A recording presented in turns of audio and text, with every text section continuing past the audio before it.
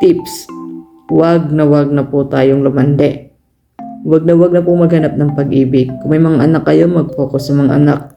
Kung may hanap buhay kayo, mag-focus kayo doon. Wag sa lalaki kayo mag-invest. Dahil hindi kayo mamahalin ng mga yan, hindi totoo yung pagmamahal pag sa bata ka. Kung ang lalaki ang matanda, katulad ni Pauline at Vic Soto, mag-work yun. Siyempre, ang babae naman hinahanap is yung kayang i-provide ang lahat sa kanya, maging good provider.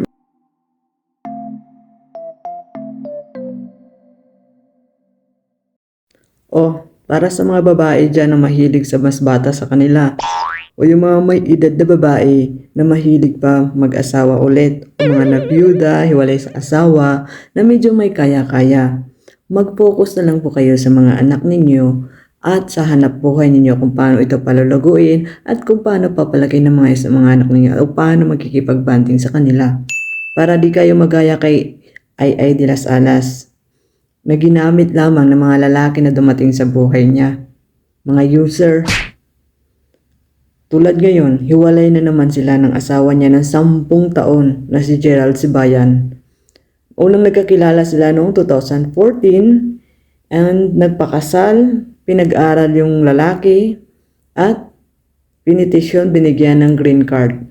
Pagkatapos makagraduate, pagkatapos mapetisyon, ayun, nagloko. Iniwan si Ay na kesyo ganito, ganyan, gusto ng anak, gusto na siguro ng totoong pamilya. Kung yun naman pala ang gusto niya, nung una pa lang, di sana hindi na niya nilapitan si Ay, hindi na niya ito inistorbo. Kung yun naman pala ang gusto niya, dahil unang-una, alam niya na si Miss Ay de las Alas ay may edad na at hindi siya mabibigyan ng anak. Hindi ito sila makakabuo. Kahit pa sinabi ni Ay na sinubukan nila na nagpa-freeze siya ng embryo at sinubukan nila ang IVF, hindi pa rin nag-work. Kaya itong si Gerald, dapat nung una pa lang, kung yun pa lang gusto niya magkapamilya, magkaroon ng normal na pamilya, na kaya siyang bigyan ng maraming anak, di sana hindi na lang niya pinakialaman si Ay. Pero ang totoo, lumabas din, na pera lang ang habol niya kay Ay, nag-user siya. O sabihin na natin nagkaroon sila ng prenuptial agreement ayon kay Miss Ay de las Alas, bago sila nagpakasal is pumirma si Gerald Sibayan ng prenuptial agreement. Pero, ang ginawa ni Gerald is, kinumbinsin niya siya Ay na pag-aralin siya ng pilot o flying. Dahil para sa kadikalaman ng lahat dito, ang flying o pagpipiloto ay napakamahal na tuition ang kailangan mo o kakailanganin mo para makapag-aral ka ng pagiging piloto. So itong si Ay naman, sa sobrang pagmamahal naman niya dito kay Gerald na bulag sa bata, pinag-aral niya ng flying na pagpipiloto at pinitisyon niya sa USA kasi si ay US citizen, dual siya. And ngayon na hinihintay na lang yung green card. Itong si Gerald Sibayan naman ay biglang umuungot na gusto niyang magkaanak. Yun ang rason niya kung bakit niya iniwan si Ay. Pero ang totoo, matagal lang nagloloko si Gerald kay Ay. 2019 pa nagloloko na. Hanggang sa ngayon nga is ginamit pa ang dahilan na magkaroon ng anak. Bobo lang ang makikinig doon na sabihin na gusto ko magkaroon ng anak kaya hinihiwalayan na kita. Dahil sa totoo, kung gusto pala talaga niya ng pamilya, na hindi pera ang habol niya kay Ay, hindi financial stability, una pa lang, hindi na niya nilandi yung matanda. Ito naman kasi si Ay walang kadala-dala. Starting from doon na ipinalit niya kay Gerald, itong si Jade Sala, kung matatandaan niyo pa, na pinagbuhatan siya na kamay, na ginamit siya, pinirahan siya, then sinaktan siya physically and emotionally, ay sumubok pa rin siya sa bata na naman. Walang kadala-dala. Tapos, alam na nga niyang inaabuso yung kabaitan niya, binigay niya pa lahat. Kaya para dyan sa mga medyo may edad na, huwag na po tayong lumandi. Lalo na kung lalandi ka dun sa bata. Dahil, sinasabi ko po sa inyo, 80% hindi totoong pagmamahal ang habol sa inyo kapag ang lalaki is mas bata sa inyo ng malayo. Lalo-lalo na kay AN, napakalayo ng agwat ng edad nila. Sinasabi ko na to. Kung may pera ka na may edad na magsisenior citizen na, huwag ka nang napatol sa bata. Dahil huhut-hutan ka lang niya. Huwag ka nang magpabola.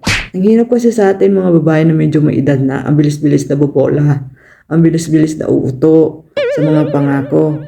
Eh, ang ending, nasipsipan ka na, hindi mo pa alam. So wag na po tayong lumande para hindi na po tayo magamit. Dahil ang mga lalaki, yung iba sa mga lalaki, mga user yan. Ang mga tao talagang user eh. Pag alam nilang mabilis ka nilang makuha, gagamitin nilang opportunity yon. Gagamitin nilang opportunity yon para iangat ang sarili nila gamit ka.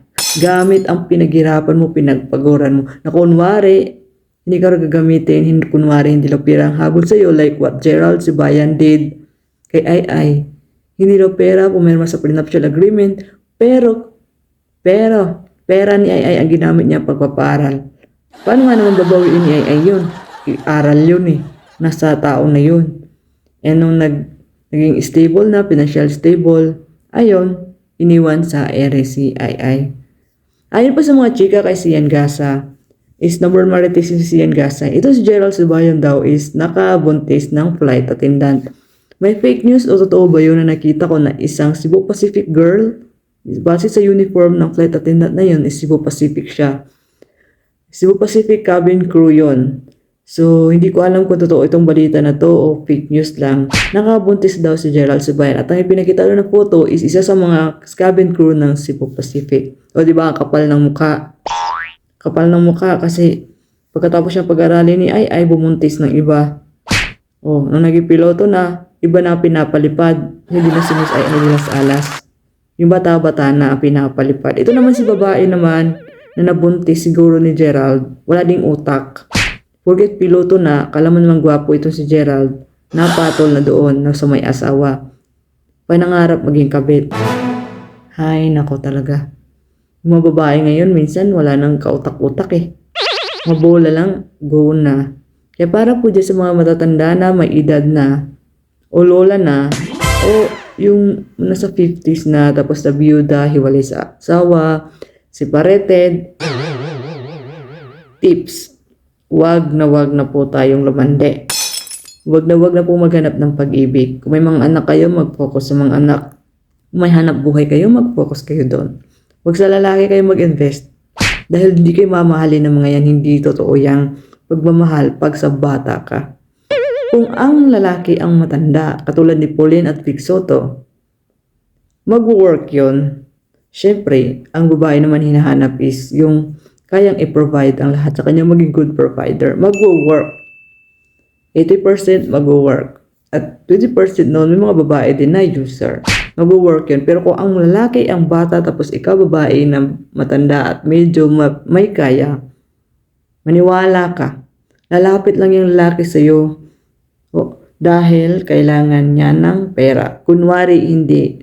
Pero ang totoo, huhututan ka lang. Gagamitin ka lang dahil may mga lalaki talaga na user.